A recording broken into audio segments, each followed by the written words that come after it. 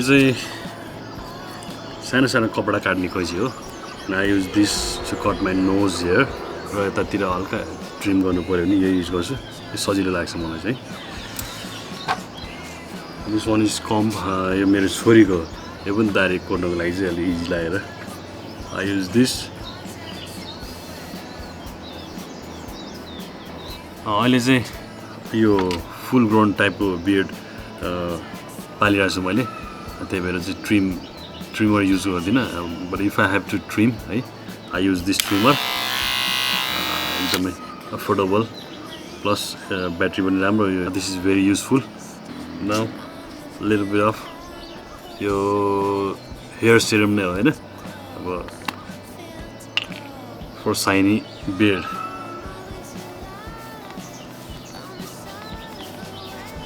फेरि पनि चट्ट कोर्नी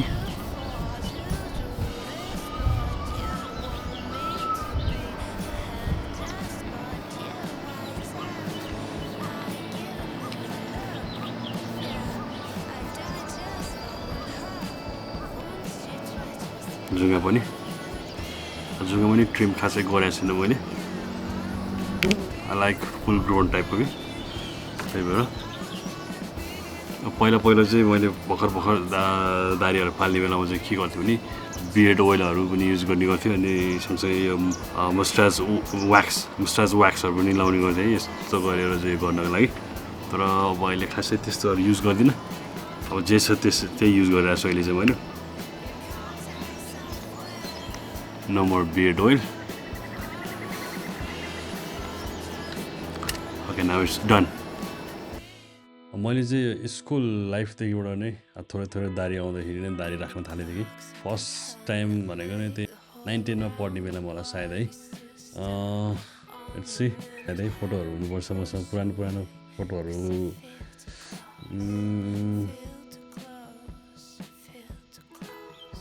यहाँ दिस यो टाइमको चाहिँ अब फोटो 2013 स्कुल टाइमको फोटो यता चाहिँ लास्ट कमेडी छ त्यो टाइममा चाहिँ यो भएको सर्ट राखेर र यहाँ गोटी टाइपको चाहिँ बोकेदारी टाइपको दारी राखेको रहेछ यो टाइममा है त्यसपछिबाट 2014 मा सेभ गरेछु मैले 14 मा क्लिन सेभ गरेको छु क्लिन सेभ मैले धेरै खासै गरेको छैन लाइफमा हैन सुरुमा गरेँ नजान्ने बेलामा सुरुमा क्लिन सेभ गर्ने बेलामा के गर्थ्यो भने मैले बाबाको युज गर्थेँ कि त्यो ब्लेड राखेर गर्नेवाला युज गर्दाखेरि चाहिँ भर्खर गर्ने बेलामा सेभ गर्ने बेलामा त्यो नजानेर त्यो पुरानो टाइपको त्यो ब्लेड राखेर गर्नेवालाले त काटिन्थ्यो नि त पुरै गालाहरू अनि मेरो फर्स्टमा गर्ने बेलामा यस्तो डेन्जर काटेको थियो गालाहरू होइन त्यो घाउ थियो क्या फर्स्टमा गर्ने आई वाज भेरी यङ है पुरानो फोटो हेर्दा हाँस उठ्छ यार त्यसपछिबाट कहिले हो यो 2014 कै रहेछ बिस्तारै क्लिन सेभ गरेर फेरि 2014 बिस्तारै क्लिन सेभ गरेर फेरि ब्याक टु हल्का त्यो अलिअलि आउन थालिसकेछ दारीहरू फेरि त्यतिखेर यति धेरै बाक्लो आउँथेन कि हल्का आउँथ्यो यो यस्तो साइडको आउँथ्यो कि अनि यहाँ बिचमा खासै आउँथेन यहाँ आउँथ्यो त्यो चाइनिज टाइपको आउँथ्यो अलिअलि and then let's see Google फोटोजमा चाहिँ पुरानो फोटोहरू हुनुपर्ने है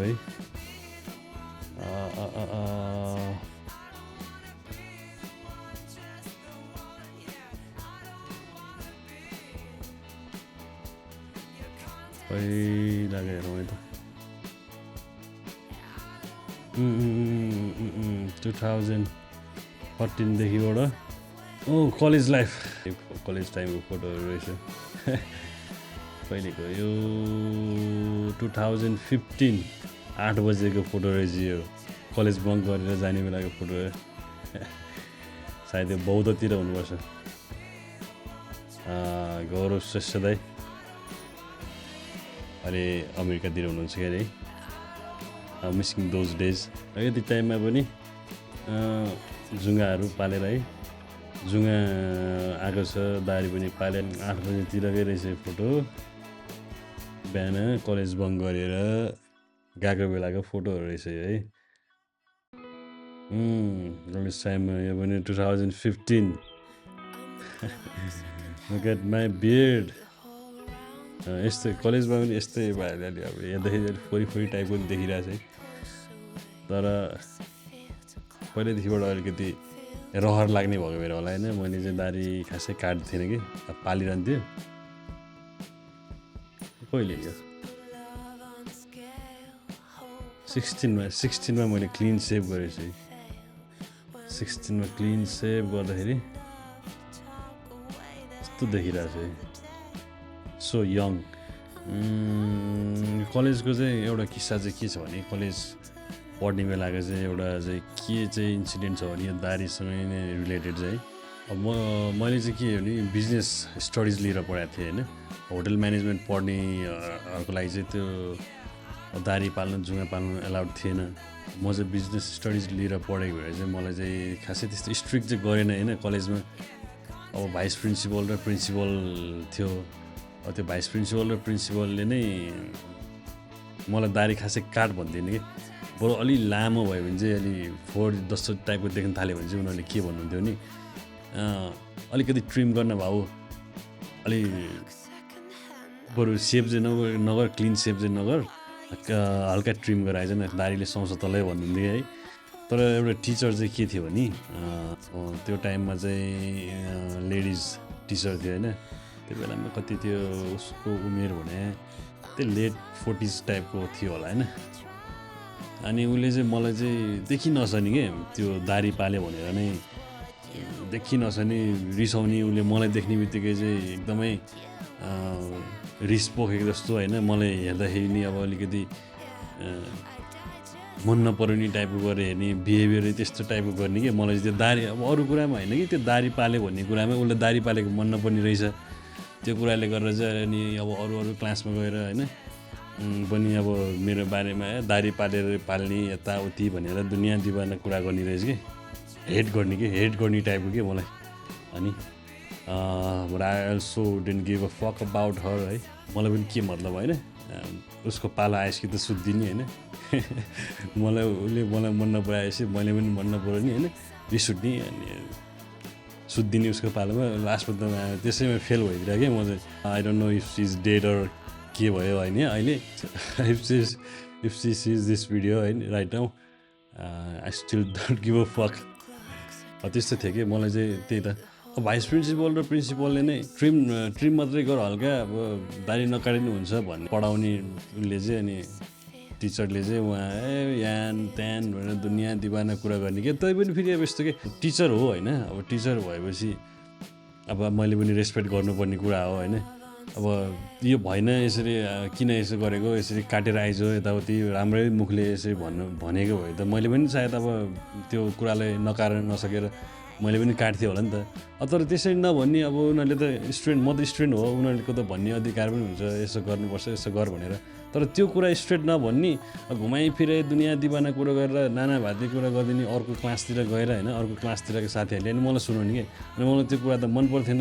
that was the case of my college लाइफको दारीको केस थियो कि त्यो चाहिँ। अब ल्याङ लाग्ने कि, अब कलेज त्यो सुड्डीको अनुहार हेर्ने दिमाग खराब हुने होइन। अब मलाई उसलाई पनि मेरो अनुहार हेर्दा त्यस्तै हुन्थ्यो होला होइन। अनुहार हेरेपछि त के भनिरहने होइन। मलाई पनि उसको अनुहारै हेर्न मन नलाग्ने, सुत्दिने। अनि त्यो चाहिँ अब के भन्ने रमाइलो किस्सा भन्ने कि अब दुःख लाग्दो हुने के भन्ने होइन। सक्यो। त्यसपछिबाट 2016मा आएर सेभ गरेछु, क्लिन सेभ। गाला म त ठुलो देख्ने है। मार्कुको फोटो हो, मार्कु जाने बेलामा त्यो बेलामा 2016को टाइममा मार्कुमा नि खासै धेरै थिएन है, चहल पहल थिएन। मार्कुको पुलमा बसेर खिचेको फोटो हो यो, क्लिन सेभ। यो त सनग्लास। त्यसपछिबाट फेरि दारीहरू राख्नु थालेछ 2017मा। दारी पाल्नु थालेँ, फेरि अलिअलि दारी पाल्नु थालेँ। त्यसपछिबाट चस्मा पनि लाउनु थालेँ होला सायद मैले, पावरवाला चस्मा 2000 होइन चस्मा त मैले कहिलेबाट लाउनु थालेँ भने आँखा त मेरो पहिल्यैदेखिबाट कमजोरी नै थियो होइन, स्कुल टाइमदेखिबाट नै कमजोरी थियो। अनि चस्मा मैले कलेज पढ्ने बेलामा लगाएँ, त्यो पनि ब्याक पेपर दिने बेलामा सार्न पाउँछ कि अगाडिको सार्न पाउँछ कि भन्ने मेन्टालिटीले लगाएको होइन। आँखा चाहिँ पहिल्यैदेखिबाट कमजोरी थियो, त्यहाँदेखिबाट स्टार्ट गरेँ मैले लाउनलाई। त्यो पनि 2015-16 हो स्टार्ट गरेको है चस्मा लाउनलाई पनि। फेरि 2018मै होला, 18कै अक्टोबरतिर फेरि पाल्न थालेपछि कपालहरू यो बेला अलिक झर्न थालेपछि। मेरो चाहिँ कपाल चाहिँ सानो बेलामा मेरो कपाल बाक्लो भएर चाहिँ मैले के गर्थेँ भने त्यो उसमा गएर चाहिँ पातलो बनाएर आउँथेँ कि त्यो रेजर टाइपको गरेर होइन, गरेर पातलो बनाएर आउँथ्यो त्यो टाइममा सानो बेलामा। अब अहिले कपाल झरेर खतम भइसक्यो। 2018मै रहेछ आमासँग। फेरि अर्को फुल बियर्ड टाइपकै लुक थियो 2018मा यो पनि है, 2018कै बेलामा।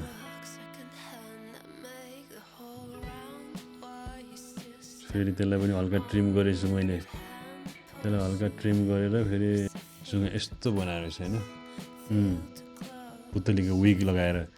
त्यसपछिबाट फेरि 2019मा पनि सर्ट हेयर एउटा रहेछ। यो त अपलोड चाहिँ 19मा भएर रहेछ होइन, तर यो त्योभन्दा अगाडि स्कुल टाइम, यो त धेरै अगाडि पो होला। यो त धेरै कलिलो पो छ हो यो बेलामा त। 7-8मा पढ्ने टाइमको बेला हो यो बेलामा। दारी छैन रहेछ, आएको थियो कि अलिअलि, तर क्लिन सेभ गरेको थियो कि। स्कुलदेखि नै दारीहरू अलिअलि पाल्थेँ कि मैले त, स्कुलमा पनि खासै त्यस्तो केही पनि नबन्ने है, त्यही भएर हो किन है। यो बेलामा पनि अहिले जस्तै सेम अहिले जस्तै टाइपको रहेछ। के हो यार यो फोटो एडिट गरेर हो के हो, दाँत त पुरै पहेँलै पो देख्छु त यार।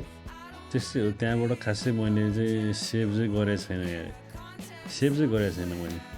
त्यसपछिबाट झन् मैले कपाल पनि पाल्न थालेछु है, 2020तिर रहेछ कपाल पाल्न थाले रहेछ। यो त पुरै कपाल त्यतिखेर पनि धेरै पातलो थिएन रहेछ हौ मेरो कपाल अगाडि। अहिले त पुरै झरिसक्यो, यो बेलामा पनि धेरै उ चाहिँ छैन रहेछ। कपाल पालेर बानेर हिँड्न थाल्ने भइसकेछ म यो टाइममा 2020तिर 2020तिर 2020 एकता यो बेलामा कहिले फोटो रहेछ यो 20 अक्टोबर नर्वे ढुङ्गातिर जाने बेलाको फोटो होला। नर्वे ढुङ्गा यसमा पनि दारी कपाल अब त्यो बेलामा जिङ्रिङ नै भइसकेको छ। मर्दै हिमाल जाने बेलामा पनि आयो ल कपाल दारी जुङ्गा भएको। त्यसपछिबाट मैले कपाल दारी जुङ्गा कहिले काटेछु भने बे गर्ने बेलामा होला, सायद बेको बेलामा होला। त्यसपछिबाट मैले लामो समय पालेको छु कपालहरू दारी जुङ्गा।